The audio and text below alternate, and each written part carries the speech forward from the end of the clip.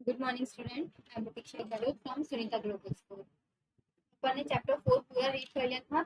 आज अपन चैप्टर के क्वेश्चन आंसर देखेंगे।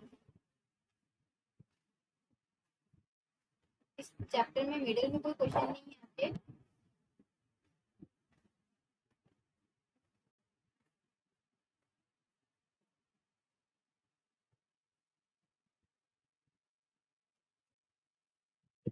Question number first, state and state similarities and difference between the laboratory thermometer और clinical thermometer. यानी कि आपको बताना है कि लेबोरेटरी थर्मोमीटर और क्लिनिकल थर्मोमीटर में क्या सेम होता है और क्या अलग होता है। तो देखो, जो सेम होता है वो क्या होता है? Both clinical and laboratory thermometer have long narrow uniform glass tube, यानी कि बहुत लंबी सी पतली सी यूनिफॉर्म ग्लास ट्यूब होती है। The bulb of both the thermometer have mercury in them. मतलब तो जो आगे बल्ब होता है दोनों में क्या होता है? मर्करी होता है। यानी कि सिमिलरिटीज ये है। डिफरेंस क्या है? The temperature range of clinical thermometer is from 35 degree Celsius to 40 degree Celsius. यानी कि केमिकल थर्मोमीटर का रेंज क्या होता है? 35 से लेके 42 डिग्री सेल्सियस।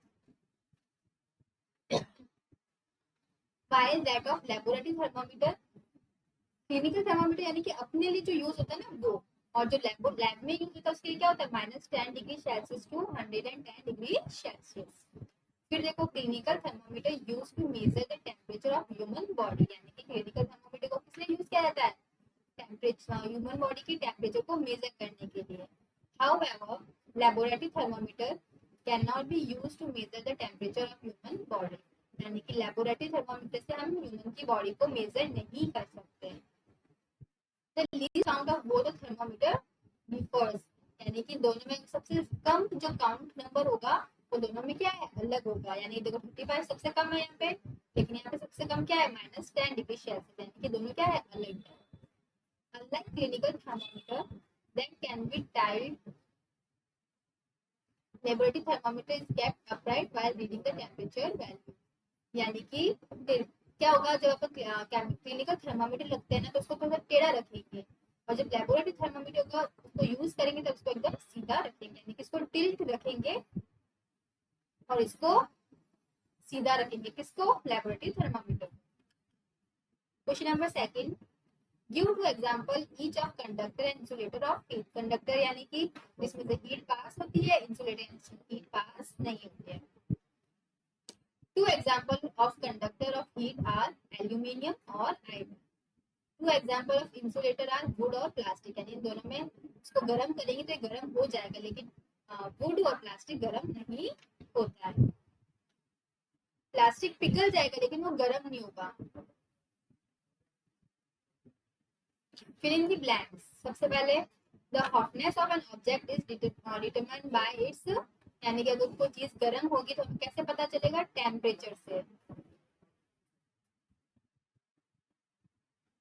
तो अगर temperature of boiling water can not be measure by a, यानी कि जो बॉइलिंग पानी का जो टेम्परेचर है वो किससे मेजर नहीं कर सकते? लेबोरेटरी थर्मोमीटर को कर सकते हैं, लेकिन किससे नहीं कर सकते? क्लिनिकल से। क्योंकि क्लिनिकल का टेम्परेचर किसके लिए यूज करते हैं? ह्यूमन के लिए।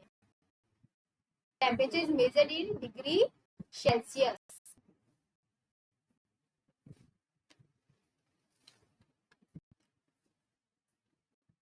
फिर fourth, no medium is required for transfer of heat by the process of radiation. जब रेडिएशन होता है तो उसमें कोई भी हमें मीडियम नहीं चाहिए होता कि वो अपनी हीट को एक जगह से लेके दूसरी जगह लेके जाए। A cold steel spoon is dipped in a cup of hot milk. It transfers hot heat to its other end by the process of conduction. यानी कि अगर अपन एक ठंडे सॉरी गर्म दूध में अगर अपन ठंडा चम्मच डालेंगे तो चम्मच भी थोड़े टाइम बाद में गर्म हो जाएगा। क्यों होगा? क्योंकि इसमें कंडक्शन हो रहा है। यानी कि जो गर्म दूध का जो हीट था वो किसमें ट्रांसफर हो रहा है? स्पून में। तो यहाँ पे क्या आएगा? Conduction. Cloth of dark colour absorb heat better than cloth of light colour. यानी कि कौन से कलर का कपड़े ज्यादा एब्जॉर्ब करते हैं हीट को? डार्क कलर के। इसलिए अपन को कब पहनते हैं? विंटर्स में। Match the following. Land breeze blow during, यानी कि जब लैंड होती है यानी कि जो जमीन होती है, जमीन के ऊपर की जो एयर होती है कब जाती है, नाइट में। सी ब्रीज ब्लो ड्यूरिंग यानी कि समुद्र की जो हवा होती है वो कब ट्रांसफर होती है, कब मूव करती है, डे में। Dark colour cloth are prefer during winter यानी कि जो डार्क कलर के कपड़े होते हैं कब पहनने चाहिए, विंटर में, और लाइट कलर के कपड़े समर में। Discuss why wearing more layer of clothing during winter keep us warmer than wearing just one thick piece of clothing. क्या बोल रहा है क्वेश्चन नंबर 5 कि अगर अपन सर्दियों में एक से ज्यादा कपड़े पहनते हैं तो अपन ज्यादा गर्म रहते हैं, अगर अपन सिर्फ एक ही कपड़ा पहनेंगे तो अपन को थोड़ी सी सर्दी लगेगी। ऐसा क्यों होता है, क्योंकि अपन 2 लेयर के कपड़े पहनेंगे तो 2 लेयर के कपड़ों के बीच में एयर ट्रैप हो जाएगी। एयर ट्रैप हो जाएगी तो अपनी बॉडी की जो हीट है ना उसको बाहर नहीं निकलने देगी, इसलिए अपन क्या रहेंगे, वार्म, यानी कि अपन गर्म रहेंगे। आंसर देखो, during winters we prefer wearing more layer of clothing than just one thick piece of clothing because air get trapped in between the various clothing layer। मैंने बताया था दो कपड़ों के बीच में एयर क्या हो जाती है, ट्रैप हो जाती है। Being a poor conductor of heat, air prevent heat loss from our body। इससे जो अपनी बॉडी की जो हीट होती है वो बाहर नहीं निकलती है। Hence, layer of clothing keep us warmer than a single layer। इसी तरीके से अपन को दो या 2 से 3 कपड़े पहनेंगे तो हमको सर्दी कम लगेगी। अगर एक कपड़े एक ही कलर एक ही टाइप का अगर अपन क्लोथ वियर करेंगे, ऐसे एक लेयर का क्लोथ वियर करेंगे तो हमें सर्दी लगेगी। देखो क्वेश्चन नंबर 6 क्या बोल रहा है, look at figure 4.13, mark where the heat is being transferred by convection by radiation। आपको उसमें बताना है कि जो हीट है वो कैसे ट्रांसफर होती है, किसमें कंडक्शन होता है, यानी कि किसमें सिर्फ इसको और इसमें से हीट पास हो रही है, किसमें कन्वेक्शन होगा, किसमें रेडिएशन होगा। तो देखो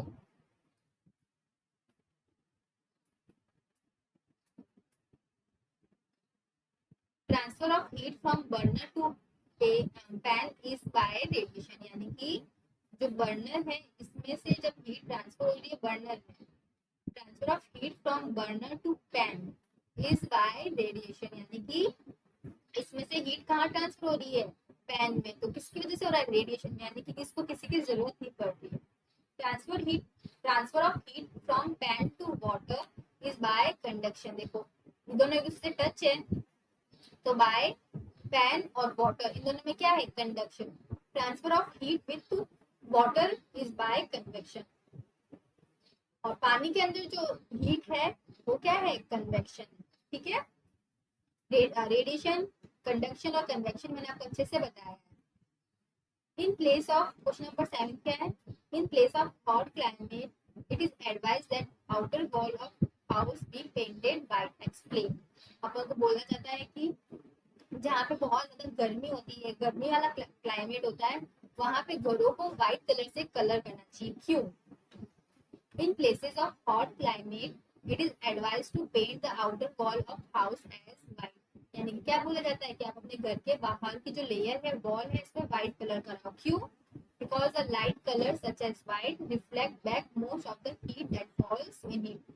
यानी कि देखो मानो ये दीवार है, इस दीवार और इसको व्हाइट कलर किया है, इस दीवार पे जो भी हीट आएगी ना वो वापस रिफ्लेक्ट हो जाएगी, तो इससे घर बहुत कम गर्म होगा।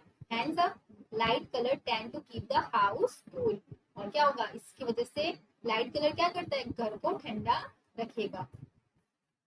Question number 8, 1 liter of water at 30 degrees Celsius is mixed with 1 liter of water at 50 degrees Celsius।